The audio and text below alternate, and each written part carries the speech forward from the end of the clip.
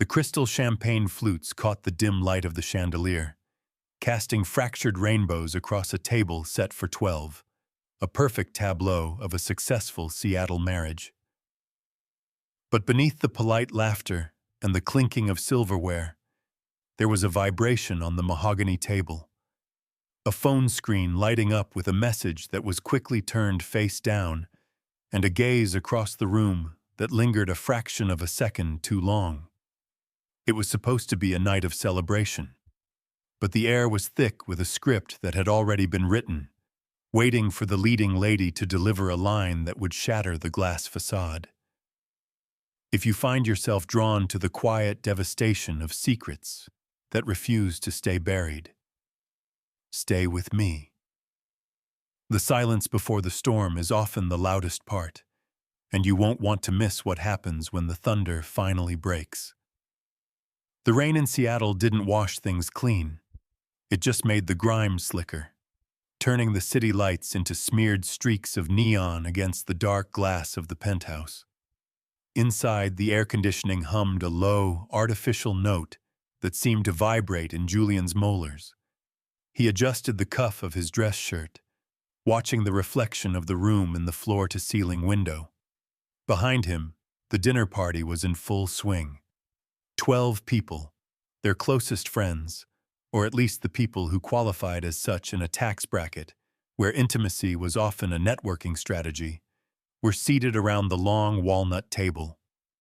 "Julian, the wine is breathing a little too heavily, don't you think?" Marcus joked from the head of the table, pouring a vintage Cabernet into a crystal flute. Julian turned, his expression carefully neutral. Marcus, his business partner of 15 years, wore a smile that didn't quite reach his eyes. It was a smile Julian had once trusted implicitly, but tonight, it looked like a crack in a dam. "It's fine, Marcus," Julian said, his voice steady. "Let it breathe." At the center of the room sat Elena. She was radiant in a dress the color of crushed berries, her laughter chiming a little too loudly, a little too frequently. To anyone else, she looked like a woman celebrating 10 years of marriage.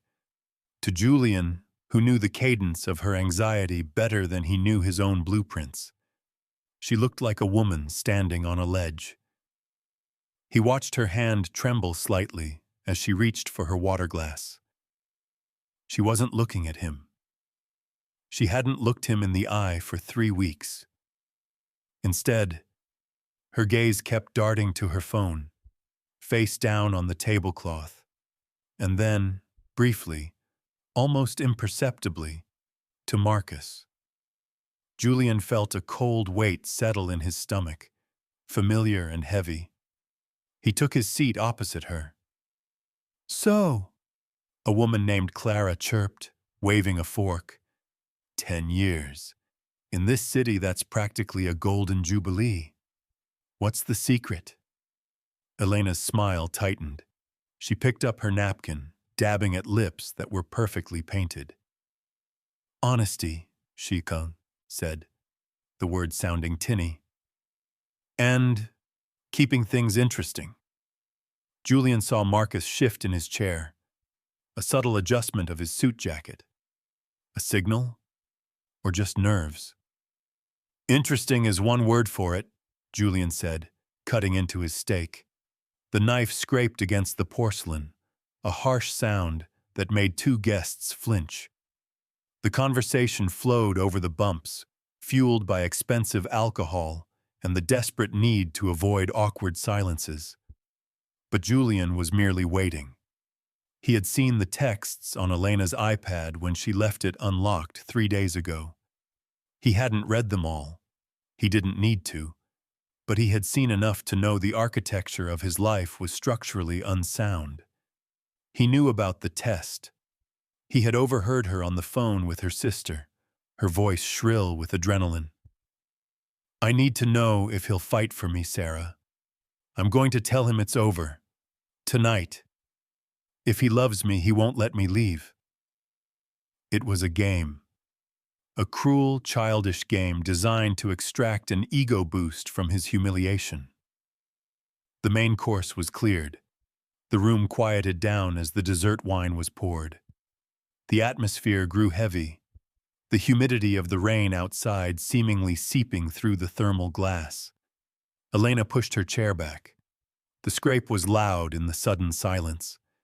She stood up, holding her glass, but her knuckles were white.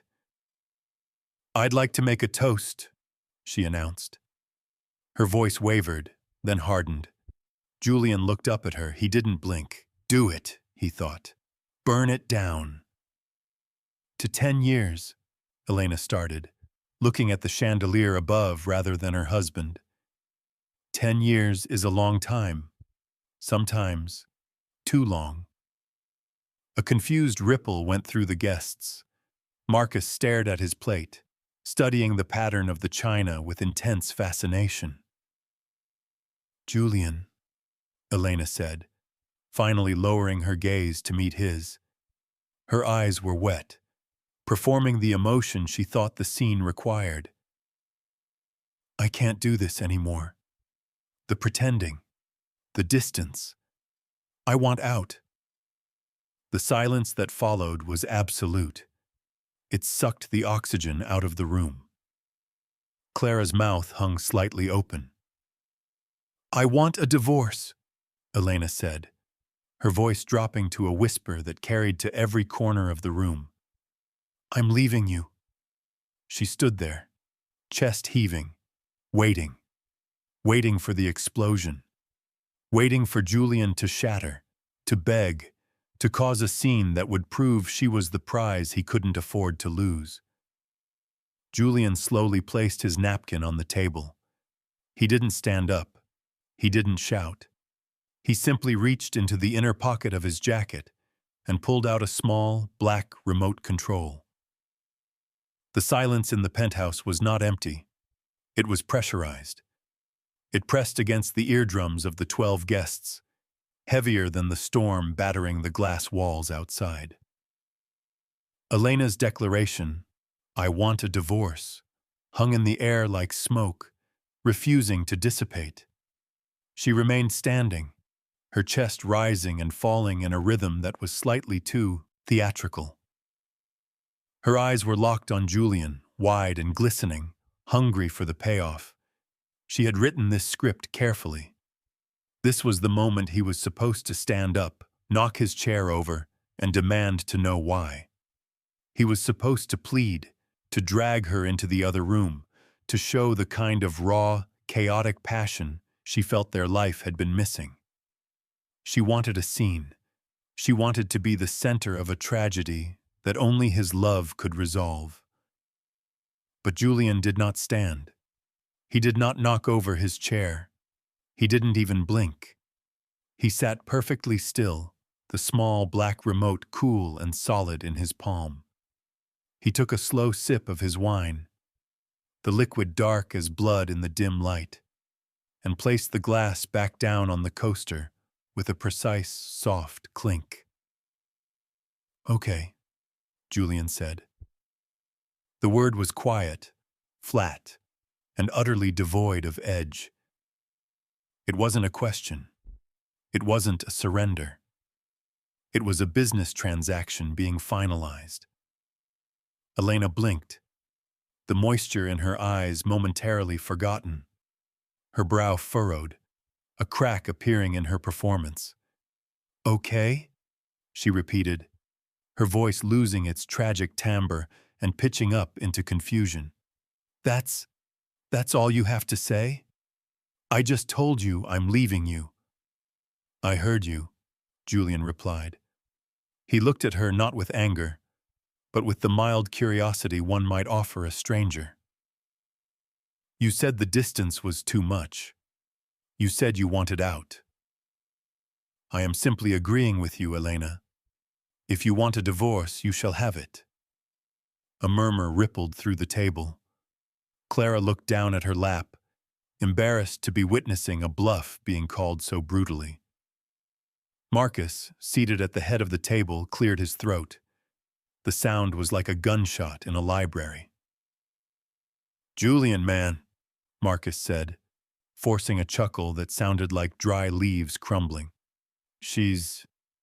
Everyone's had a little too much to drink. Maybe we talk about this later? Just the three of us? Julian shifted his gaze to Marcus. The look was physical, a weight that pinned Marcus to his high-backed chair. I don't think that will be necessary, Marcus. We are all friends here, aren't we? Elena chose this audience. It would be rude to deprive them of the full context. Elena's hands gripped the edge of the table. This was wrong. The loyalty test was spiraling. He was supposed to fight for her, not agree with her. The ease with which he discarded 10 years of marriage sent a spike of genuine panic through her chest. You don't even care, she accused, her voice trembling for real this time.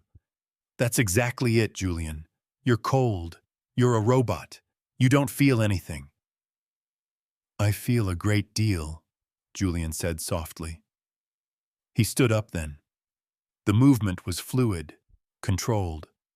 He buttoned his suit jacket with one hand, the other raising the remote control toward the large, 85-inch screen mounted above the fireplace, the screen usually reserved for architectural renderings or ambient art. I feel clarity, Sahi continued, walking slowly toward the head of the table. You see, Elena, you wanted to test my loyalty tonight. You wanted to stage a dramatic exit to see if I would chase you. Elena froze. The color drained from her face, leaving her rouge standing out like a bruise. How did he know? But a marriage isn't a theater production, Julian said, his voice dropping an octave, commanding the absolute attention of the room. And if we are discussing why this marriage is ending, we should be precise. You aren't leaving because I'm distant. You aren't leaving because you're unhappy. He pointed the remote at the screen. A small red LED blinked. You're leaving because you've been busy elsewhere.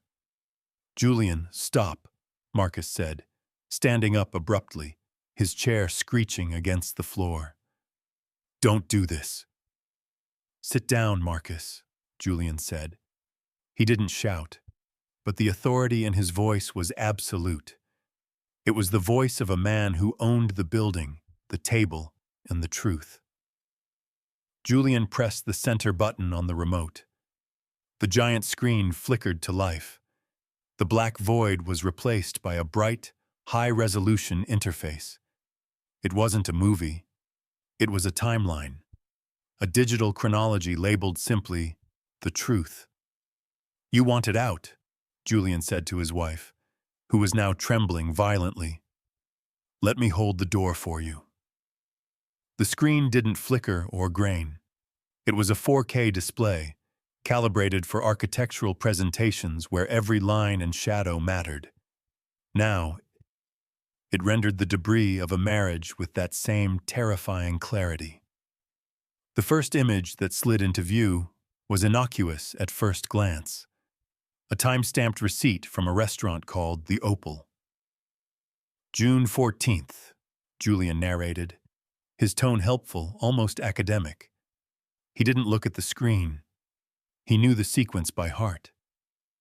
He looked at Clara, then at the man beside her, a venture capitalist named David. You remember June 14th, don't you, Elena? You told me you were at a PR crisis management seminar in Portland. You were so stressed about the flight delays. On the screen, the image shifted. It wasn't a receipt anymore. It was a photo taken from across the street. It was grainy but unmistakable. Elena was stepping out of a black sedan, laughing, her head thrown back in a way Julian hadn't seen in years. Holding her hand, guiding her toward the hotel entrance, was Marcus. A collective intake of breath sucked the air from the room. It was the sound of 12 people realizing they were witnessing a social execution.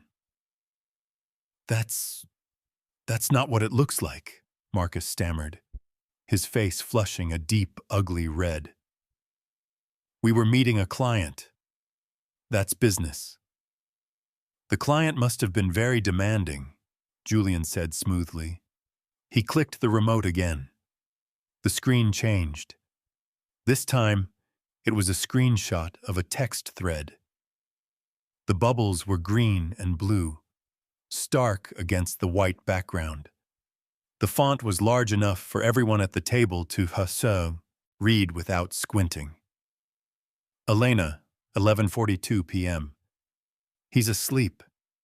God, it's like living with a ghost. I need to feel something real. Marcus, 11:44 p.m. Just hold on. The Chicago trip is next week. 2 days. Just us. The silence that followed was different. It wasn't shocked anymore. It was curdled. The guests looked down at their plates, at their hands, anywhere but at the woman standing at the center of the room. The test she had orchestrated, the demand for Julian to prove his love, now looked like a grotesque parody. Elena slowly sank back into her chair. Her legs had given out. The defiance that had fueled her ultimatum moments ago had evaporated, replaced by a nausea that was visibly rising in her throat. She stared at the screen, at her own words projected 10 feet wide, stripping her naked in front of the people she had spent years trying to impress. "You hacked my phone," she whispered, the accusation weak and wet. "I synced the cloud," Julian corrected. "We share a data plan, Elena. I built the network for this house. You never did understand the details, did you? You only cared about the facade." He walked around the table, the heels of his shoes clicking rhythmically on the hardwood. He stopped behind Marcus's chair. Marcus didn't turn around. He remained frozen, staring at the screen where a new slide had appeared. It was a bank statement. Highlighting in yellow traced a series of withdrawals and transfers. "And you, Marcus?" Julian said, his voice dropping to an intimate, dangerous register. "My oldest friend. My partner. You didn't just steal my wife. That I could almost forgive. Passion makes fools of us all. But you used the firm's expense account to pay for the hotels." The venture capitalist, David, looked up sharply. Infidelity was gossip. Embezzlement was liability. The energy in the room shifted from personal discomfort to professional scrutiny. "That's a lie," Marcus snapped, finding his voice. He stood up and turned to face Julian, his fists clenched. "You're twisting things. You're insane." "It's the corporate card ending in 4098, Julian said, checking the remote as if verifying a spec sheet. 4 Seasons in Chicago. The Mandarin in Boston. The receipts match the dates of your client meetings. And they match the dates Elena was visiting her mother." Julian pressed the button one last time. The screen went black for a second, then resolved into a single final image. It wasn't a document. It was a video thumbnail, paused. The timestamp was from earlier that very evening, taken from the security camera in the hallway outside the penthouse. It showed Marcus and Elena standing by the elevator before the guests arrived. They were whispering. Marcus checked his watch, then leaned in and kissed her quickly, possessively. Elena checked her makeup in the reflection of the elevator doors, practicing her sad face. "The loyalty test," Julian said, looking at his wife who was now weeping silently, her face buried in her hands. "You rehearsed it. You rehearsed breaking my heart." He placed the remote gently on the table, right next to the untouched centerpiece of white lilies. "Test complete," Julian said. "I think I passed."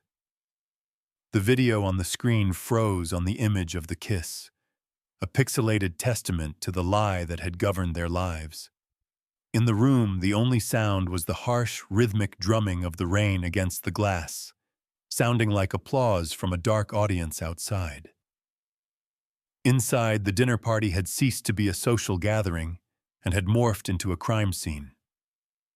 The guests, people who prided themselves on their composure and ability to navigate social minefields, were physically recoiling. Chairs scraped back. Napkins were dropped onto half-eaten desserts. David, the venture capitalist, was already typing furiously on his phone under the table, likely instructing his legal team to review the partnership agreement with Marcus. Marcus saw it. The panic that had been simmering behind his eyes finally boiled over. He didn't look at Elena. He looked at David, then at the other influential faces around the table. "This is out of context," Marcus said, his voice rising, cracking with desperation. "Julian is spinning a narrative. He's clearly unstable. Who films their own wife? Who prepares a presentation like this?" "A man who pays attention to the bottom line," Julian answered. He hadn't moved from his spot at the head of the table. He stood like a statue, the remote still resting near the lilies. "And speaking of the bottom line, David, I've already forwarded the forensic accounting report to the board. The unauthorized withdrawals Marcus made for these excursions constitute a breach of fiduciary duty. I imagine the vote to remove him will happen before the markets open tomorrow." Marcus went pale. The affair was a scandal. The embezzlement was a career death sentence. He looked at Julian with a mixture of hatred and awe. He had underestimated the quiet architect for 15 years. "You planned this," Marcus hissed. "You let us walk right into this." "I merely turned on the lights," Julian said. "You two were the ones stumbling around in the dark." Elena finally moved. She reached out a hand toward Julian, her fingers trembling. She looked small, diminished, the vibrant hostess of an hour ago replaced by a woman realizing she had gambled everything on a bluff and lost. "Julian," she choked out. "Please, not in front of them. Can we just go to the bedroom, please?" "There is no bedroom for you here, Elena," Julian said. His voice wasn't loud, but it carried a finality that made her flinch. "You wanted out. You wanted to leave. I am simply facilitating your wish." He gestured toward the foyer, the long hallway lined with the art they had bought together in Paris, the photographs of a life that was now just evidence. "Get out," Julian said. "Julian, it's pouring rain," Clara whispered, her voice fearful, as if speaking too loud might turn Julian's gaze on her. "Marcus has a car," Julian replied, his eyes never leaving his wife's face. "And apparently, he has plenty of hotel reservations." Elena stood up, her legs unsteady. She looked around the table, searching for an ally, a sympathetic glance, but the eyes that met hers were cold, filled with that specific breed of judgment reserved for the publicly exposed. She had made them part of her test, and they resented her for it. She wasn't the victim. She was the disruption. She grabbed her clutch from the table, her movements jerky and uncoordinated. "You'll regret this," she sobbed, the words lacking any real threat. "You're throwing away 10 years. "I'm throwing away the trash," Julian corrected. He watched as Marcus, realizing the battle was lost, turned and stormed toward the door without waiting for Elena. Elena followed, stumbling in her high heels, chasing after the lover who was already trying to distance himself from her. The heavy front door opened, letting in a gust of cold, wet wind that swirled through the penthouse, chilling the room. Then, the door slammed shut. The thud echoed like a gavel. Julian stood there for a moment, staring at the closed door. The screen behind him went black as the presentation ended. He turned back to his guests, his expression returning to that mask of polite detachment. I apologize for the interruption, Julian said, picking up his wine glass. I believe dessert was next. The morning after the dinner party, the sun did not come out. Seattle remained wrapped in a woolen blanket of gray fog, but inside the penthouse, the atmosphere had shifted from humid oppression to sterile clarity. Julian stood in the center of the living room. The mahogany table had been cleared by the cleaning service hours ago. The wine glasses, the untouched dessert plates, the centerpiece of lilies, all gone. The only evidence that a party had occurred was the ghost of a wine stain on a coaster and the lingering scent of expensive perfume that he intended to exorcise by noon. He held his phone, not to check for messages, but to authorize commands. He had spent the night not sleeping, but coding the dissolution of his life. Smart home access, revoked. Credit cards, joint, frozen. Building security, updated. The electronic lock on the front door beeped, signaling the arrival of the movers he had booked at 3:00 a.m. They were expensive, discreet professionals who specialized in rapid relocation. Everything in the master suite closet, Julian instructed the foreman, his voice devoid of fatigue. And the vanity in the bathroom. Box it. Store it. Send the inventory list to her email. If she wants it, she can pay the storage fees. As the movers began their efficient dismantling of Elena's life, Julian put on his coat. He had a meeting at the firm. The silence in the car ride downtown was absolute.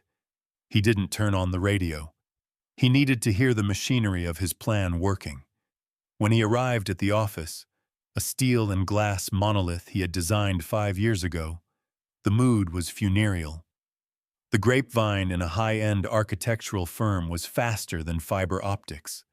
Everyone knew. The receptionist couldn't meet his eyes. The junior associates stared at their screens with intense, performative focus. Julian walked past Marcus's office.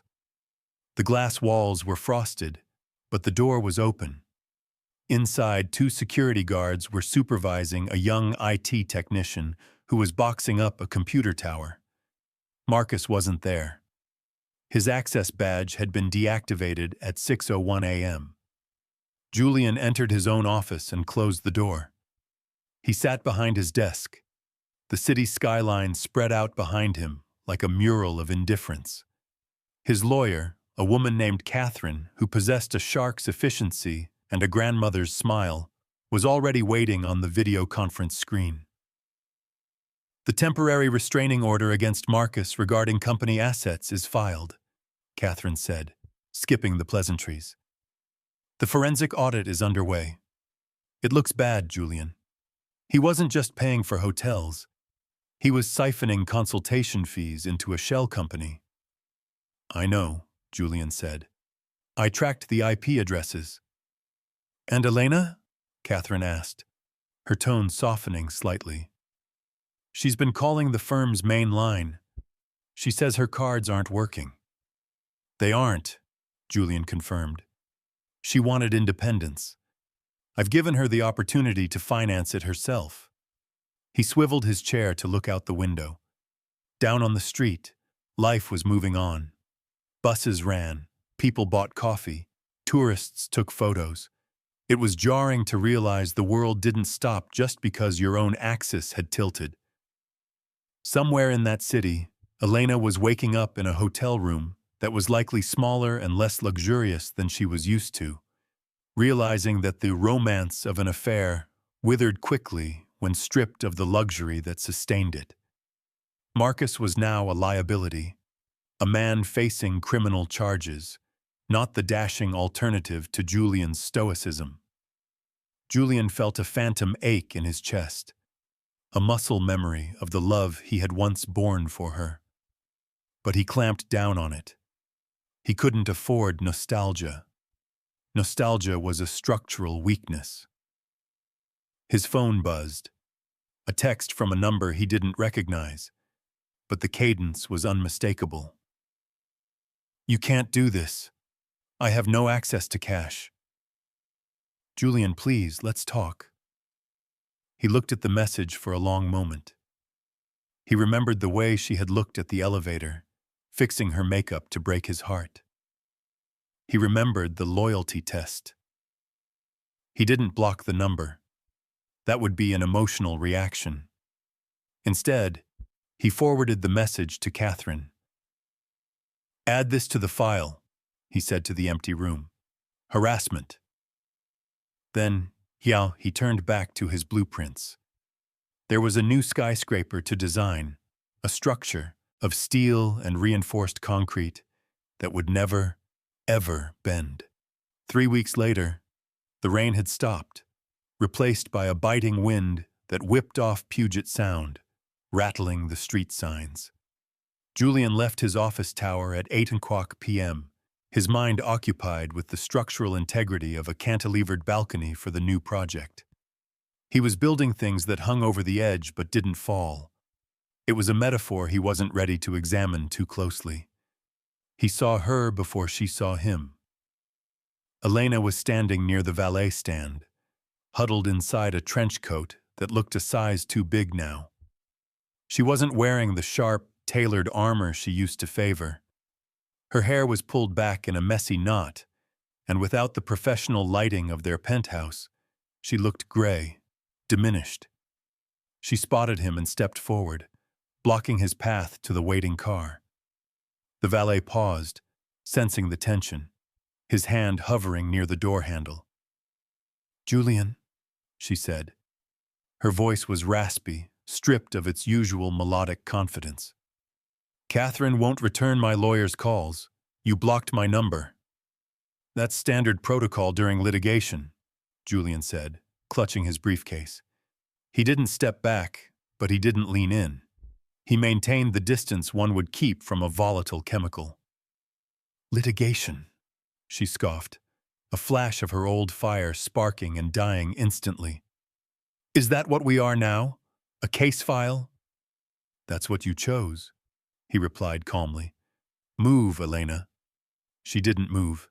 She stepped closer, invading his personal space with the scent of rain and stale anxiety. "It was a test, Julian. Can't you get that through your head? I didn't want a divorce. I wanted a reaction. I wanted you to wake up." Julian looked down at her. For a second, his heart stuttered. This was the face he had woken up to for a decade. This was the woman who had held his hand at his mother's funeral. The urge to fix things, to smooth over the rough edges, was a deep, ingrained habit. "And Marcus?"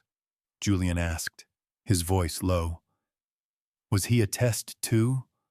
Or was he just a study guide?" Elena flinched. "Marcus was... he was a symptom. I was lonely, Julian. You were always working. You were always in your head. Marcus was just there." He listened. It didn't mean anything. It was just physical. "It meant enough for you to embezzle $40,000 of firm money to fund it," Julian said. "I didn't know he was using the company card," she pleaded, grabbing his sleeve. Her grip was tight, desperate. "He told me he handled it. I was stupid, okay? I was naive. But I did it because I was drowning, Julian.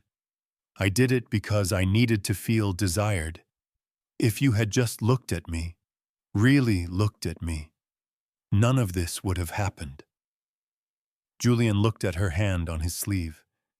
He felt the heat of her skin through the wool of his coat. It was a terrifying moment of clarity. She wasn't sorry she had betrayed him. She was sorry the safety net had snapped. She was rewriting the narrative in real time, casting herself as just the victim of his neglect rather than the architect of her own destruction. He gently, but firmly, peeled her fingers off his arm. "You don't miss me, Elena," he said, his voice sad but steady. You miss the penthouse. You miss the status. You miss the version of yourself that existed when you were with me. That's not true, she whispered, tears spilling over. I love you.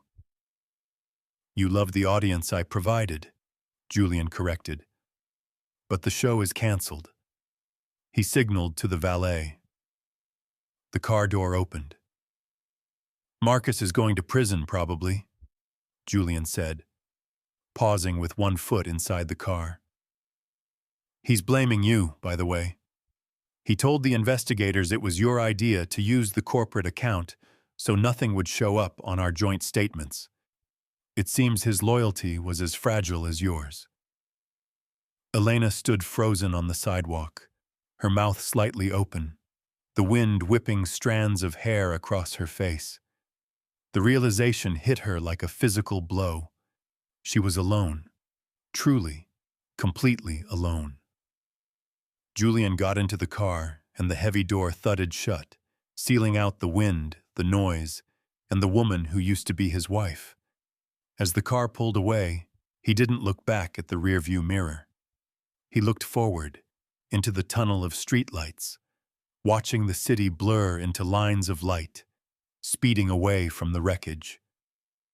The conference room on the 42nd floor was designed to intimidate. It was a glass box suspended over the city, the furniture sparse and angular, the air conditioned to a temperature that kept everyone awake and slightly uncomfortable. Today, it felt less like a place of business and more like an operating theater where a limb was about to be amputated. Julian sat at the head of the long slate table. To his right sat Catherine and a team of corporate litigators who billed by the minute. To his left, an empty chair waited. The door opened. Marcus walked in, flanked by a junior attorney who looked terrified. Marcus had aged 5 years in 3 weeks. The confident, charming man who had toasted to Julian's marriage was gone. In his place was a man whose suit hung loosely on his frame, his eyes rimmed with the red fatigue of insomnia and whiskey. He didn't look at the lawyers. He looked straight at Julian, searching for a glimmer of the friend he had known since college. Julian offered none. He simply gestured to the chair. "Sit," Julian said. Marcus sat. He placed his hands on the table, clasping them together to hide the tremor. "The terms are finalized," Catherine began, sliding a thick document across the slate surface. "Complete divestment. You surrender your equity shares to cover the embezzled funds and the projected cost of the forensic audit. You resign immediately. In exchange, the firm agrees not to press criminal charges, provided you sign the non-disclosure agreement and the non-compete clause." Marcus looked down at the papers, the pages dense with legal jargon that spelled the end of his career. He laughed, a short, bitter sound. "So that's it?" Marcus asked, looking up at Julian. 15 years, Julian. We built this place from a basement in Pioneer Square. You're just going to erase me?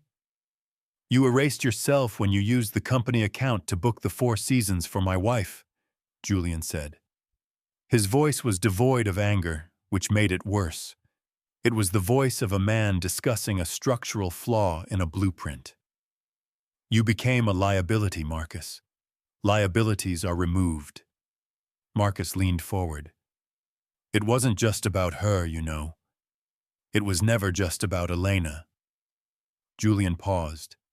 He signaled for the lawyers to stop shuffling their papers. "Go on."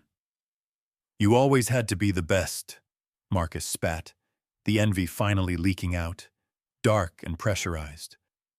"The best designs, the best awards, the perfect wife, the perfect life.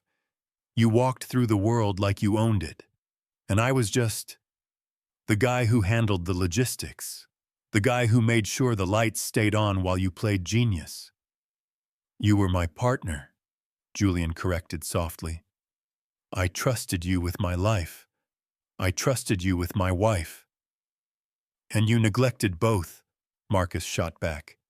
She was lonely, Julian, and I was tired of being invisible. It felt good to take something that was yours, to finally have something you didn't know about. The room went silent. The lawyers looked down, uncomfortable with the raw, ugly truth of male insecurity spilling onto the polished table. Julian looked at Marcus, really looked at him, and saw not a monster, but a small, petty man consumed by a lifetime of comparison. The anger Julian expected to feel didn't come. Instead, he felt a profound exhaustion. "You didn't take her, Marcus," Julian said. "I let her go. And as for the firm, you never built it. You just occupied the space I created." Julian uncapped his pen, a heavy black Mont Blanc that Marcus had given him as a gift when they landed their first major contract. He pushed the pen across the table. "Sign it," Julian ordered, "or Catherine calls the district attorney. You have 30 seconds. Marcus stared at the pen. He looked at the door, then at the window, realizing there was no exit that didn't lead to ruin. His hand shook as he picked up the pen. The scratch of the nib against the paper was the only sound in the room, a dry, scratching noise that signaled the death of a friendship. He signed. "Get him out," Julian said, turning his chair toward the window. He heard the chair scrape back. He heard the footsteps. He heard the door close. When he turned back, the room was empty save for his legal team. The pen lay on the table, abandoned. Julian picked it up and dropped it into the waste bin. "File the papers," he told Catherine, "and have the locks changed again. I don't want any ghosts in this building." The courier arrived at 10 o'clock a.m. on a Tuesday.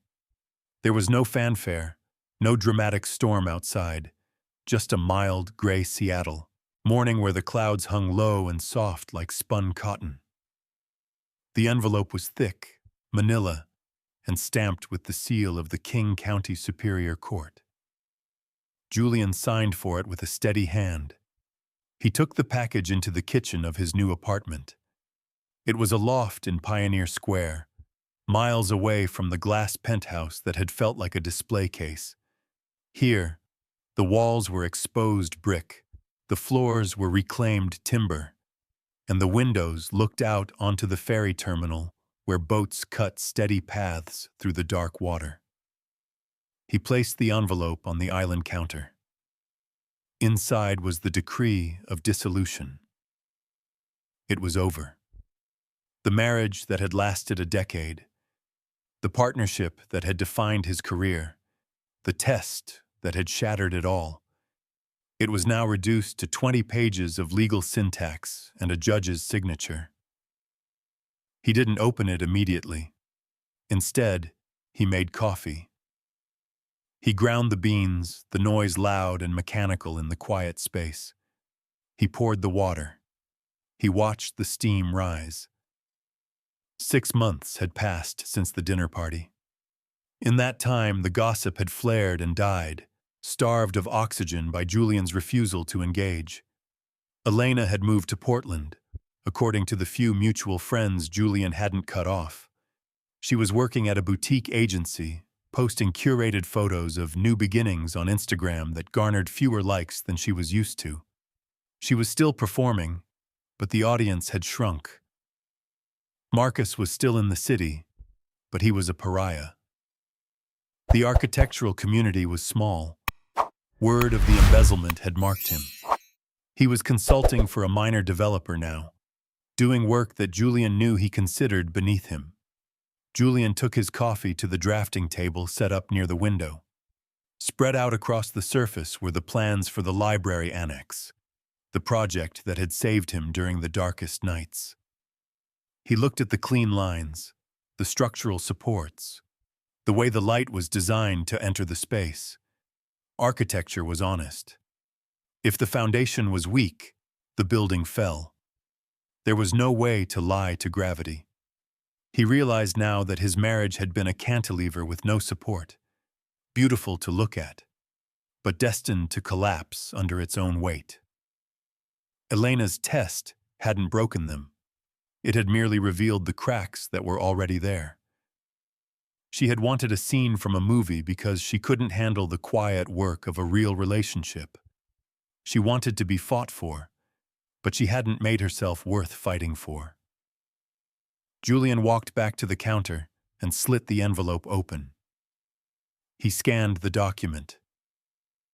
Irreconcilable differences. He pulled out his phone. In the gallery, there was a hidden folder titled The Dinner. It contained the backups of the photos, the texts, the video of the elevator kiss.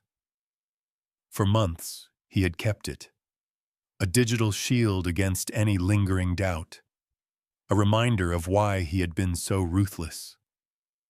He looked at the thumbnail of Elena one last time. He waited for the anger.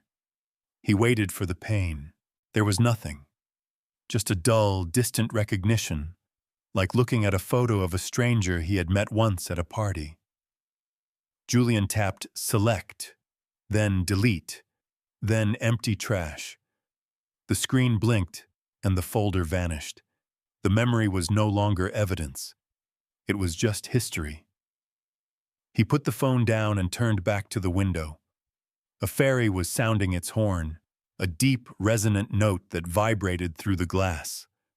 The water below was choppy, but the boat moved forward, cutting a straight, white wake through the gray. Julian picked up his pencil. He had a new life to build, and this time he would pour the foundation himself.